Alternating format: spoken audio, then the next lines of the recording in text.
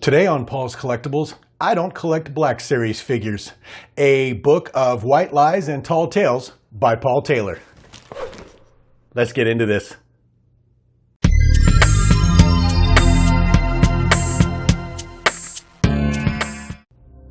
All right, welcome to another episode of Paul's Collectibles. If you're new to the channel, it's good to have you. Thanks for stopping by and giving me a shot. And if you're one of my regular viewers or someone who has subscribed to the channel, I really appreciate you. Thank you so much for sticking with me. As many of you are probably well aware, I collect helmets, and I also collect the 3 3/4 inch Star Wars action figures, which mostly consist of the Vintage Collection line. However, the Vintage Collection line is pretty difficult to get a hold of. They don't come out very often and they're never in stores. And I would run across the Black Series figures every now and then, and the last thing I wanted to do was to go down another rabbit hole. But some of them are just beautiful. 6 inches, great articulation, great paint apps, just beautiful figures, almost like little statues. So I decided to compromise, and I picked up some in the past, and I've turned them into shadow boxes.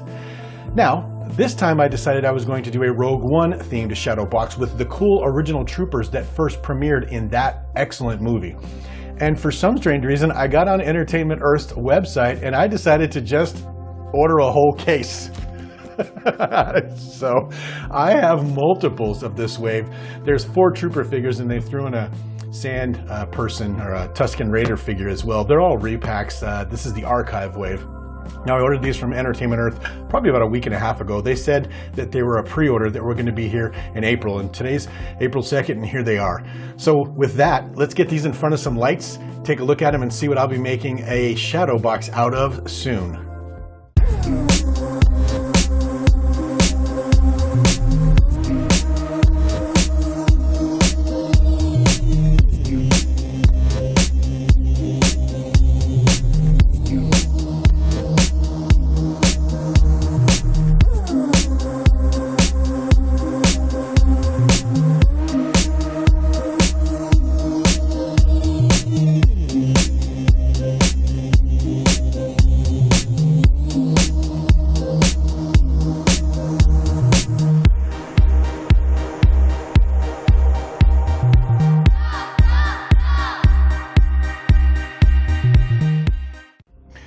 Okay, so there's the lot of 4. We've got the Imperial Turbotank Driver, the Imperial Death Trooper, the Sand Trooper, the Tuscan Raider, and the Shoretrooper, or the Scariff Stormtrooper. He's called Shoretrooper here, and they're calling him Tuscan Raider on the box here.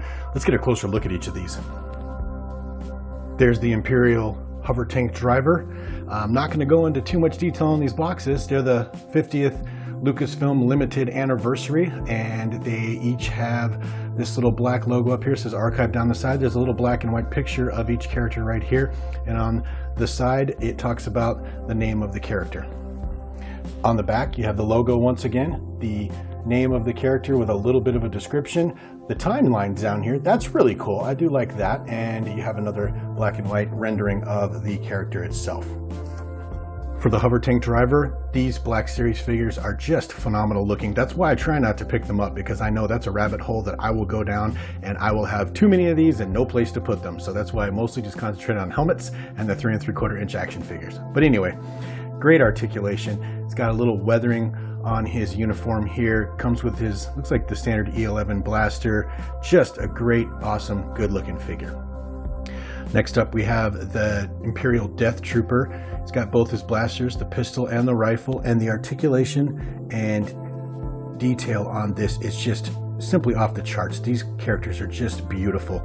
What a great figure, especially in the Black Series. I'm glad I had the opportunity to pick these up again, since I didn't have any of the original Black Series figures. And as anybody who's paid attention to my channel knows, these characters are my absolute favorite. When they came on the screen in Rogue One, I was hooked, and the rest of that movie could have been green screen after these guys were there, and I would have still loved it.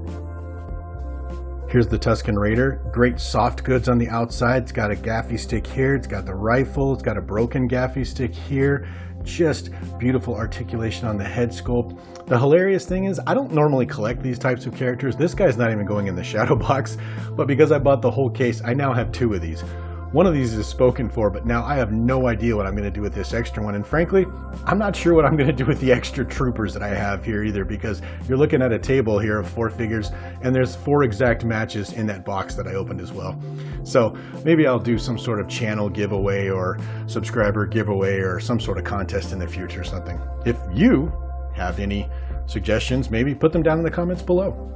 And finally, the Lucasfilm 50th Anniversary Star Wars Black Series Archive Wave Shoretrooper. I like here how he's called Shoretrooper, and in some packages, especially the 3 3/4 inch action wave, or action figure wave, he's actually referred to Scariff Stormtrooper. So they've decided to go with the shorthand on this, but this is another one of my favorites. I have this helmet in my collection as well, and that helmet is one of my favorites, man. But with these larger scale figures, they can just get into such magnificent detail. Look at the weathering, the little detail on the helmet, the paint apps, the sculpt, his leg armor. I mean, these characters are just beautiful, and that's why I desperately refuse to collect them. So we'll see.